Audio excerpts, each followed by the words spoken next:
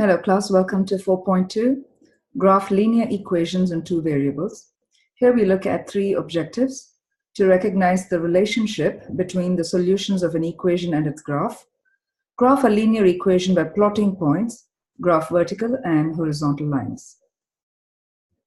Let's start with the definition of a linear equation. We previously saw that the equation for a linear function is ax plus by equals c. So if you had it of this form, you know this equation will always produce a line. And if you see in this definition here, it says every point on the line is a solution of the equation. And every solution of this equation is a point on this line. So you can kind of see this through a visual view. So this is a line, and the first bullet point says every point, okay, every point. I'm just choosing a few points, right? But you have infinite number of points. Every point on the line is a solution because it lies on the line. It's a solution to the equation. And the reverse is also true. Every solution of this equation is a point on this line. So if I point to this position on the line, that points to a coordinate, a point. That point becomes solution to the equation. So every point on the line is a solution. Every solution will end up being a point on the line. Let's look at this question. Graph y equals 2x minus 3. The graph of y equals 2x minus 3 is shown. As you can see, they've labeled the name of the graph. For each ordered pair, decide A, is the ordered pair a solution to the equation? B, is the point on the line? Okay. So we have the first question is 0, negative 3, right? So we need to find if this is a solution to the equation. How do we find the solution? Well, we test it, we test the point by plugging it into the equation, right? So I would like you to do this as an exercise. Take 0 and negative 3 and plug them in the place of x and y in the inequality. I'm sorry, in the equation. Why did I say inequality? Okay. Now we have, I'll just do the first one, but I will ask you to pause the video and do it yourselves. So you have y, which is in 0, negative 3, y is negative 3, right? And in the place of x, I plug in 0, right? You want to put the x coordinate in the x position and y coordinate in the y position, and we got that, right? Now, upon testing this, you get negative 3 equals 0 minus negative 3, which implies negative 3 equals negative 3, right? It's a true statement. So to answer part A, is the ordered pair a solution to the equation? We have proven that when you plug in the point in the equation, you get a true statement. So 0, negative 3 is a solution to the equation, right? So this is good. So, but we did that algebraically. We did not touch the graph. We just did it all by algebra. Now the second part, part B of the question, that part B says, is the point on the line? So let's go ahead and locate that point. It's 0, negative 3. So 0 on the x-axis, negative 3 on the y-axis. There you go. See? 0, negative 3 is smack on the line, and therefore it is a solution. We verified it algebraically. We verified it graphically. Okay. So I'll just write here, this is by algebra. This is by graph. Next, the point 3, 3, right? If you plugged in 3 in the place of x and 3 in the place of y, you will get, again, 3 equals 3. I'm leaving that exercise to you. But that's the algebra part. You really need to plug it in and see if it gives you a true statement. Now 3, 3 on the graph is 3 on the x-axis and 3 on the y-axis. So you got 3, 3 right there. Next, we plug in C, the coordinate in C, which is 2, negative 3. Negative 3 goes in the place of y, and 2 goes in the place of x. Okay. Now work it out and tell me if that is true.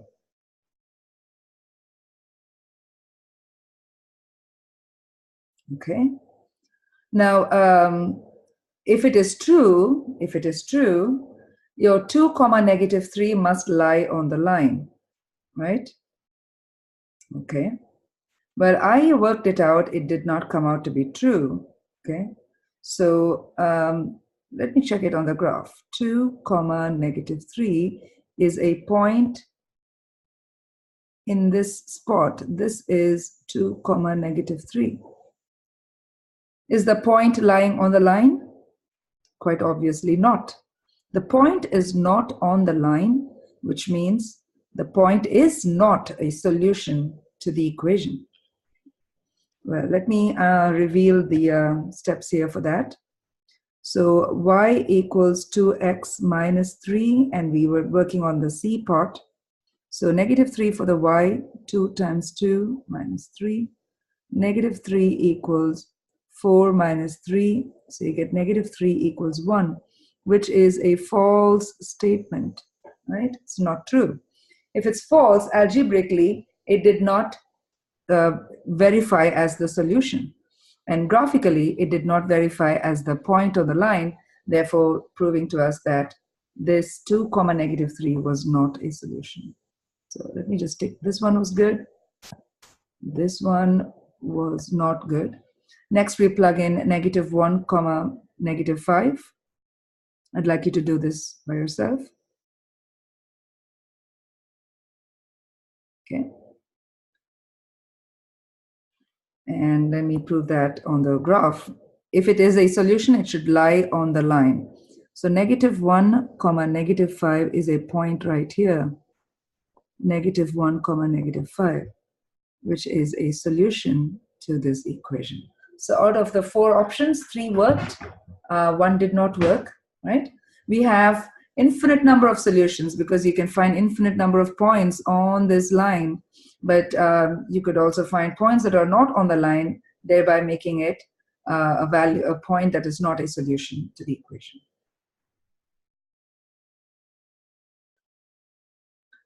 So how do we graph a linear equation? Okay, in the previous example, the graph was given to us, so we really didn't worry too much about that graph. But now we're going to learn to graph a linear equation, because that is how you will know if a point is on the line or not graphically. So what we suggest is that you do find 3 points as solutions so that you could plot them and draw a line through those 3 points. Well, technically, you just need 2 points to draw a line, isn't it? Yeah. Well, 1 point is enough, but you really won't know what direction the line goes. So you need 2 points to be very clear about the precise direction and the slant of the line, right? So 2 points are sufficient, but 3 points is what we suggest, because the third point serves as a test point to see if it lines up with the other 2, right? Because if the third point doesn't line up, you really can't draw a straight line through them all.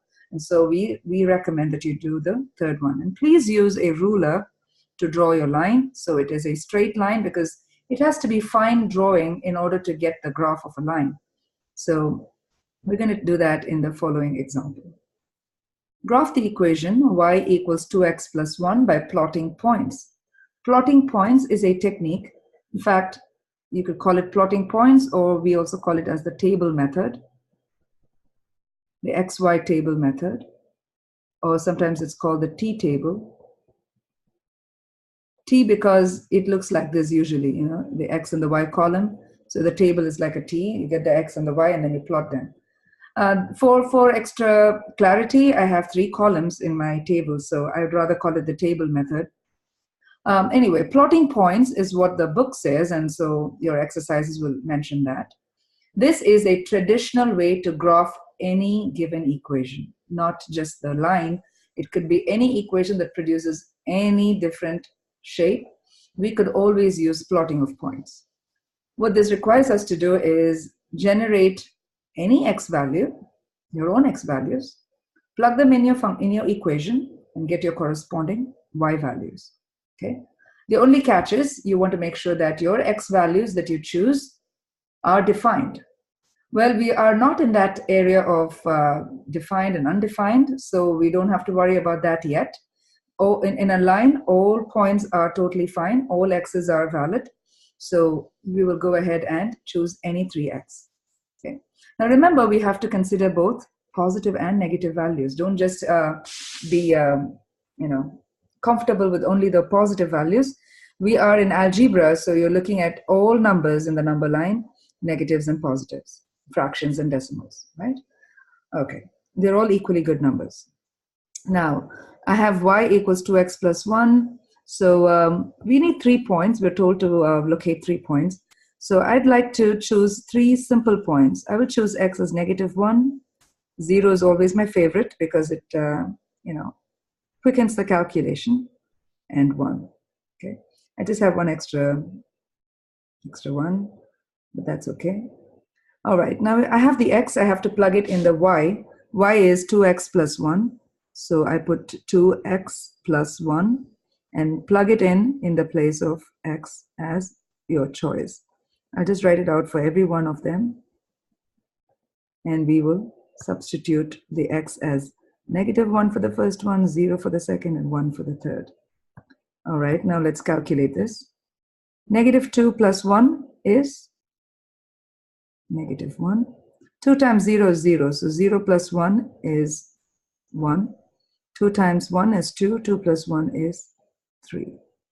So now we have to plot these points on the graph. Okay. Could we do a 4th point? Absolutely. You could have infinite number of points. That's one point I've been mentioning all along, right? That's pun intended. So you have infinite number of points on the line, and you're only restricting yourself to 3 points just to help you draw the line, right? So again, these are your choices. If another student were to do this, they could choose different points. They could choose -5, 0, and 5, or they could simply use -27, -3, and +10. It could be any 3 numbers for x. We just like to keep it simple, so we choose easier ones. Okay, -1 and 1, no, -1 and -1, 0 and 1, 0 and 1. Okay, let us say -1, 0 and 1, and 1, 3, 1, 3.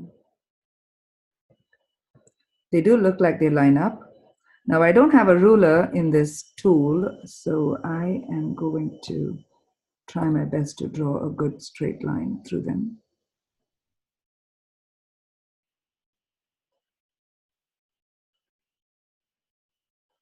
Well, I have to adjust a little bit. Let's see if this lines up. You see the difficulty I have without a ruler? So I strongly recommend that you use a ruler. This is the closest I could get, so forgive me on that. But I hope you understand what I'm trying to do. So please use a ruler so that they all line up and they pass through the 3 points. The 3rd point is serving as the test point. Now, the green line has a name. What is its name? Its name is its equation. Okay, y equals 2x plus 1. You will always label your graph. Label the points and label the graph. This is very important to understand how the points were derived and what that line represents, right? Think of the line and its equation as a person and the person's name, right? So Sam, if I look at Sam, then I see, okay, oh, Sam is a boy, and he looks like this. He's got dark hair, brown eyes, and so I have an understanding of who he is. I understand him because I can see him, right? But when when someone mentions to me about Sam, then I can recall and say, oh, they're talking about this person, because I could actually visualize who that person is. But when they use the word Sam, Sam is not right in front of me, but I know that it refers to this person, right? That's the same idea. When you look at a line, you are seeing the person, it's the personality. But when you are looking at the equation, then you are actually talking about the name of that person, and the identity is matched. The line and the name are matched. Okay, so the name of the line is y equals 2x plus 1. This is a unique line with a unique name. Let's look at the next equation. Y equals half x plus 3, and we need to graph this. Well, we don't like fractions, we say, but fractions are not so bad. But it just requires us to think more intelligently. Okay, so what do? Now I can choose any value for x, right? -1, 0, and 1. So try -1 and see what happens. Okay, I'm going to do this by the side here, and then I will remove it. So y equals, say I plug in -1 for x. That gives me -1/2 plus 3. Oops, 3. I have to do the LCD, right? Times 2 times 2. So that comes out as 3 times 2 is 6, 6 minus 1, 5, 5/2. How would you graph 5/2? You can't do a precise job there because your boxes are 1 unit each, right? Each box, each square is 1 unit here. So 5/2 is 2.5, so you'll have to eyeball the half a mark and mark it, right? So we could do this, but we don't prefer to do this. So come back here and see what was causing this problem. You got a fraction because your 2 did not cancel off with anything on the top, right? It couldn't cross cancel, therefore you were left with a fraction. Because we have the choice of any x, why don't we choose a value that will work in canceling off with the denominator too? So instead of -1, I'm choosing -2. See what happens. 2 times 1, 2 times 1. That leaves us with -1 there, plus 3, and your answer is a 2. Did you see that? Now that is wonderful because you got a clean round number, which is easy for us for graphing. So think along those lines. What other choices of x could you have? Could we use 0 for x? Absolutely, because half times a 0 is 0, so you get rid of the fraction. Can we use 3? No, the 3 and the 2, 3 for x, I mean. The 3 and the 2 won't cross cancel each other, so that's not a good idea. What about 4? Yes, 4 will work, right? For that matter, to get rid of the 2 in the denominator, all multiples of 2 for the x would work. So you could choose 2, 4, 6, 8, 10, and so on. And the positives and the negatives, you could choose -2, -4, -6, -8, and so on, right? So I'm going to kind of remove this here. Let's go back here to the table. Now we will make wise choices. We just need 3 values. So I'm going to select -2, 0, and +2. We'll keep it simple. So that's going to be a half times x plus 3. I always put them for every cell. So it's a breeze when you plug the x values in. Okay, what do we get? So we just saw that half, the 2 and the 2 will cancel each other, which is -1 plus 3, which is 2.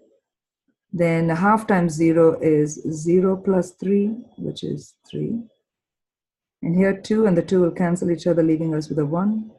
1 plus 3 is 4. So let's write the coordinates.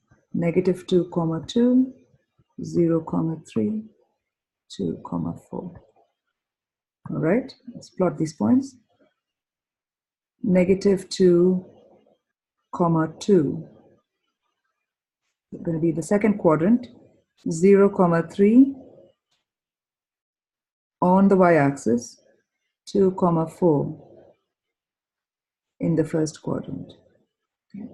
So that's -2, 2, 0, 3, 2, 4. Okay. Let me try to again draw the line through them. Not bad, huh? Okay. I think I had the victory too soon.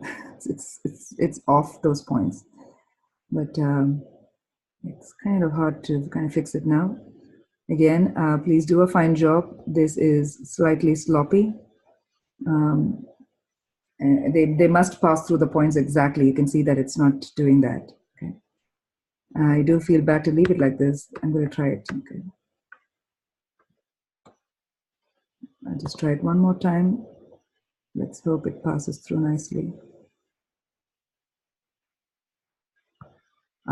See, that makes me happy. All right, we got that. So we did graph the equation, and we labeled the points, and we labeled the graph. When I say graph, I mean the line, because graph could also mean the graph grid, but I would rather say grid instead of graph. So when we say graph, we actually mean the line. The green line is our graph. So label your points and label the graph. Next, we move to vertical lines and horizontal lines. These are lines too, just that, they are very specific in their direction. They don't have a slant like the slanted lines. They either go vertical or horizontal. And we have a cool way of identifying if a line is going to be vertical line or a horizontal line. What's really nice is they have this fixed form. The equation will look like this. X equals a number. A is a number, okay? X equals a number. And your vertical line will pass through that number on the x-axis. As simple as that, right? X equals a number means that number is on the x-axis. And if it's a horizontal line, you will have y equals a number. That's how the equation will look. You won't have the x and the y. There'll not be two variables. They will rather be one variable when you have a vertical line or a horizontal line. So horizontal line is y equals some number b, and it's going to be a horizontal line passing through that number on the y-axis, and so you'll get a horizontal line. Okay, very, very straightforward. So let's take a look at these problems. We have 4 problems here, but I'm going to draw them all on the same grid. So this kind of is meant to highlight to you how important it is to label your graphs, so that when we have multiple graphs on the same grid, we can still differentiate them appropriately. Well, color coding them is a nice way to differentiate. However, just color coding will not really help, because we need to know what color matches with what. You might as well do it the right way by labeling them, even though you have a distinct way of separating them. Okay, now before we move on, I do have to highlight something. I did discuss this briefly above, but let's look at it in a more detailed fashion. Now, if you look at this box here, right? Your grid is made up of boxes, and they're all equal sized box, right? So each box measures by a unit, right? Each box is a unit. So this box is 1 unit, 2 boxes makes it 2 units. So 2 stops from the 0, from the origin where the axes meet. And this would be the 3rd box, which is the 3rd unit, and so on. Likewise, you have boxes on the y-axis, right? Right, y. All right, so when I say what is the scale of the graph, I'm basically asking you, what is the measure of each box? So here, the measure of each box on the x-axis is 1 unit, right? Because they jump by ones. The measure on the y-axis is 1 unit each, they jump by ones. Now, instead of 1, 2, 3, I could have 2, 4, 6, 8, and so on. That is permitted. This side also should match. So -2, -4, -6, -8, and so on. If that was my numbering, then if I asked you, what is the scale on the x-axis? You would say each box measures 2 units, right? So if I were to mark 1, I have to do the middle point of the box, because that will be the 1 mark. With me on this? And in between them would be the half a mark. That would be the 0.5, and so on.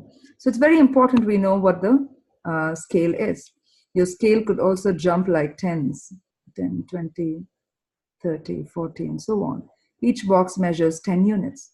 So the middle point will be 5. So if you were to mark a 1, this is not a good scale, because you really have to go very close to the point, and again, you have to eyeball it. It's not an exact value, and it may still not be right, right? So we want to choose appropriate scale for appropriate graphs. So here, this scale is good for all these 4 problems, so I'm going to stick to this. If your scale is not good for one of the problems, you really have to draw another grid. You can't be lazy about this and say, oh, I'll somehow try to squeeze it in here. No, we don't want to do that, all right? Okay, so let me look at the first equation. It says, graph the equation x equals 2. X equals 2. Look at that. X equals 2 is a template that resembles the template of vertical lines, because if you go back to the definition, look at the vertical lines, it says x equals a, x equals a number.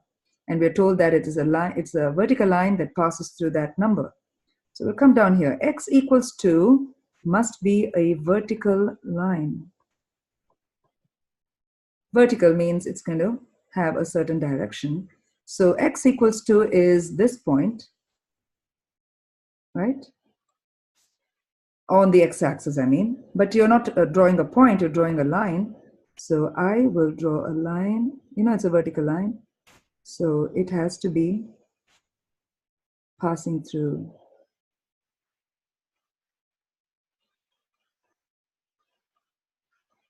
Okay. And then we label it as x equals 2. You know, it's a vertical line, it is vertical, and it's passing through 2 on the x-axis. Next, we look at the second question. Graph the equation y equals -4. -4, y equals -4. There is no x in this equation. It's just a y equals a number. So I go back to the definition to cross-check, is this a standard form? Because let me write here, the standard form was ax plus by equals c. In a standard form of a line, you had both the x and the y variables in it. But this one simply says y equals a number. That template matches with the horizontal line. So y equals -4, that is where my horizontal line passes. So I position the -4 on the y-axis, and I simply draw a horizontal line. Oops.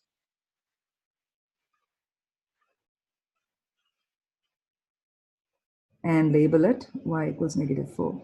You must have noticed already that this is fun because you really didn't have to do the table, right?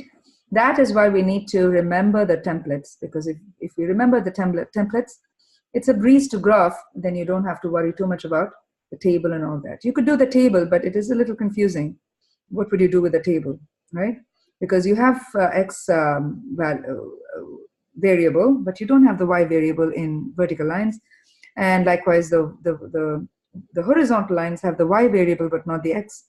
So you can save a lot of time and trouble if you remember the templates. Okay, try the next two. See if your answer matches with mine. X equals 5. I know where it's going to be.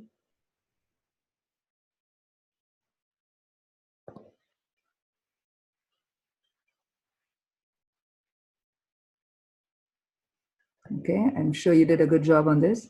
I have to say x equals 5. Please make sure you label it.